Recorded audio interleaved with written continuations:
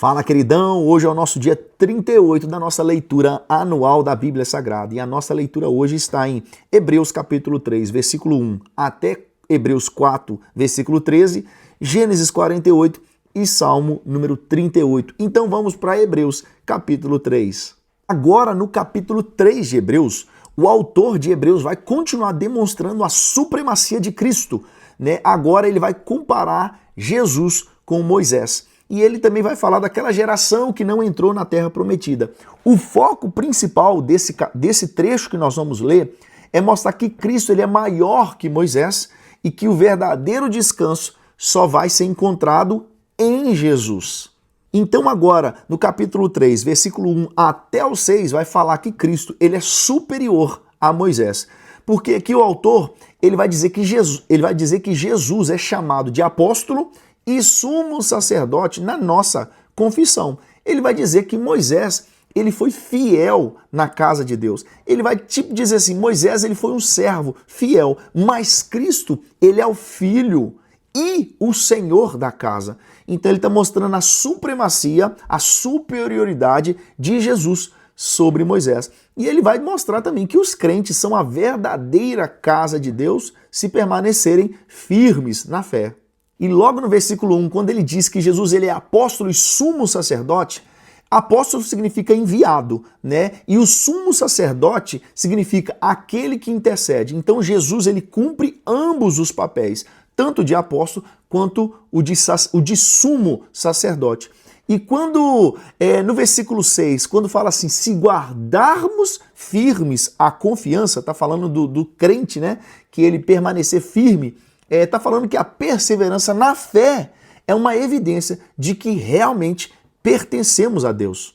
Do capítulo 3, versículo 7 até o 19, vai mostrar agora uma advertência contra a incredulidade, porque o autor vai citar Salmo 95, versículo 7 até o 11, lembrando que os israelitas endureceram o coração no deserto e que por causa disso eles não entraram no descanso de Deus. Vai falar que a incredulidade impediu eles de entrar na Terra Prometida. E o mesmo pode acontecer conosco se endurecermos o nosso coração para a voz de Deus. Essa referência que é feita ao povo no deserto, no versículo 8 até o 11, mostra-se o povo de Israel, ele testou Deus várias vezes. A gente vai ver isso em Êxodo, capítulo 17, versículo 1 até o 7. Vamos ver isso em Números 14.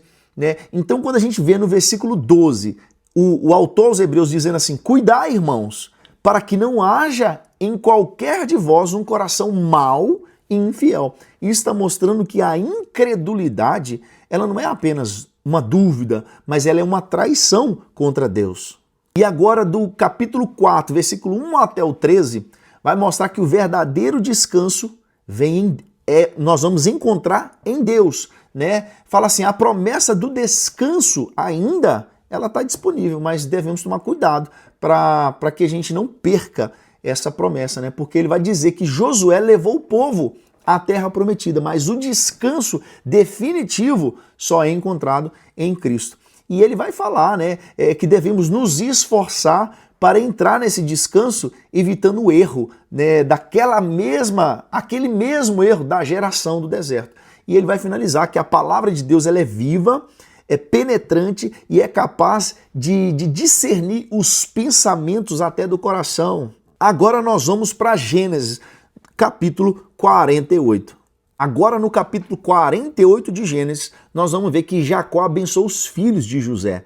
Né? Jacó agora ele estava próximo da morte, então ele chama José para abençoar os filhos de José e abençoar também ao próprio José. Então, versículo 1 até o versículo 7, Jacó ele reforça a promessa de Deus. José, ele foi avisado que seu pai estava doente, então ele leva os seus filhos Manassés e Efraim para ver Jacó. Jacó, então, ele lembra a José da promessa que Deus lhe deu em Betel, né? E ele fala que ele lembra da promessa dizendo que os descendentes dele, os descendentes de Jacó, seria como uma grande nação. Então, Jacó ele declara que vai adotar os filhos de José como seus próprios filhos, garantindo uma parte, garantindo a parte deles na herança de Deus. Era como se ele falasse assim, ó, quando eu fizer isso, eu estou transmitindo para eles as bênçãos de Deus que Deus me deu como herança. E por que Jacó fez isso? Porque quando ele pega assim Manassés e Efraim e passa a considerar eles como filhos direto, né? Jacó fala assim, não, eles são meus filhos direto, eu estou adotando ele.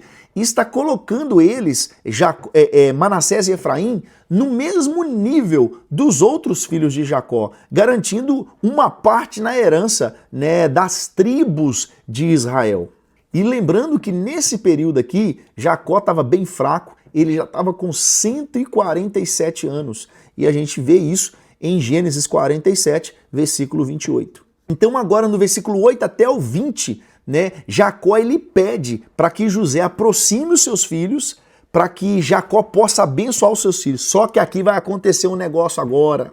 Então, quando Jacó fala assim, José, traga os seus filhos até a mim, o que José faz? José já coloca os filhos no esquema já, porque Jacó, ele estava velho, ele já não conseguia enxergar muito bem, enxergava, mas não via muito bem, ele já estava fraco. A Bíblia fala, inclusive, que ele teve que fazer um esforço para se assentar para receber José. Manassés era o mais velho. E na cultura judaica, a gente vai ver isso no versículo 14, que a mão direita era a mão que abençoava o primogênito. Então, o mais velho, que era Manassés, era o primogênito. Então, José pega Manassés, coloca debaixo aqui da mão de Jacó e coloca Efraim debaixo dessa mão de Jacó à esquerda, que era só para Jacó fazer assim, ó, abençoar eles normalmente, porque debaixo da mão direita de Jacó estava ali Manassés, que era o filho primogênito, que pela cultura receberia a bênção da primogenitura. Só que quando Jacó vai abençoar os filhos, o Manassés está aqui e Efraim está aqui. Só que Jacó, na hora que ele vai abençoar, ele faz assim, ó. Ele pega a mão direita e coloca sobre o mais novo e a mão esquerda sobre o mais velho, o primogênito. Aí a Bíblia vai dizer que José tentou até impedir o seu pai, dizer assim, pai, não é assim, você está colocando a mão direita sobre o mais novo. Jacó fala assim, filho, eu sei o que eu estou fazendo, eu sei o que eu estou fazendo. Ele fala assim, ó, Efraim, ele vai se tornar maior que Manassés, ou seja, Manassés, que era o primogênito, não é que ele seria servo de Efraim, só que Efraim se tornaria maior que Manassés. Então Jacó ele fala assim, filho, eu sei o que eu estou fazendo. E com isso, no futuro, né, nós vamos ver isso em Isaías capítulo 7, versículo 8, que a tribo de Efraim, esse que recebeu a bênção da primogenitura agora, ela se torna uma das tribos mais poderosas dentre as tribos de Israel.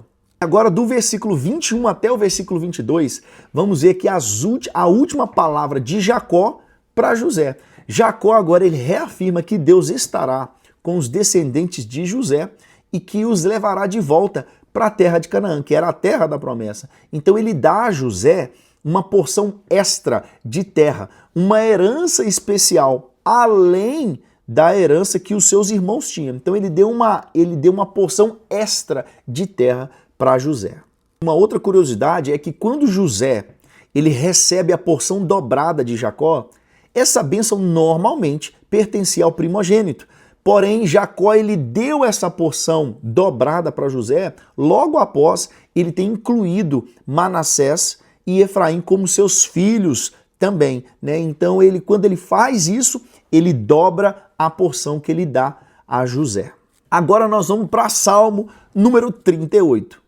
Agora em Salmo número 38, nós vamos ver aqui um salmo de lamentação, que é um salmo de Davi, e Davi expressa profunda dor física, emocional e espiritual, e ele reconhece que essas suas aflições são consequência do pecado, e ele clama a Deus por misericórdia e livramento. No verso 1 até o verso 8, nós vamos ver o peso do pecado e a disciplina de Deus, porque Davi ele se sente como que a ira de Deus pesasse sobre ele. Ele diz que a sua culpa provoca nele dores físicas e espirituais, né? Ele diz que as suas feridas cheiram mal e ele sente fraqueza e ele está abatido por completo. Aí do verso 9 até o verso 14, Davi ele vai dizer do abandono e da oposição dos ímpios, dos seus inimigos. Então Davi ele se sente abandonado por amigos e familiares, porque eles se afastaram dele. E ele, ao mesmo tempo, ele vê que os seus inimigos se aproveitam desse momento da fraqueza que ele está passando para atacar ele. Então ele decide não revidar, nem discutir, mas ele decide agora confiar em Deus. Então, do verso 15 até o 22, nós vamos ver o clamor final de Davi por misericórdia. Davi ele coloca a sua esperança no Senhor, sabendo que ele é o único que poderia ajudá-lo naquele momento. Então ele reconhece o seu pecado e ele pede livramento de seus inimigos. Então o salmista, ele vai terminar esse salmo, Davi no caso, ele vai terminar esse salmo com um pedido desesperado. Ele diz assim: apressa-te em socorrer-me, Senhor. Então, essa foi a nossa leitura do nosso dia 38. Nos vemos amanhã no dia 39. Só vem, queridão!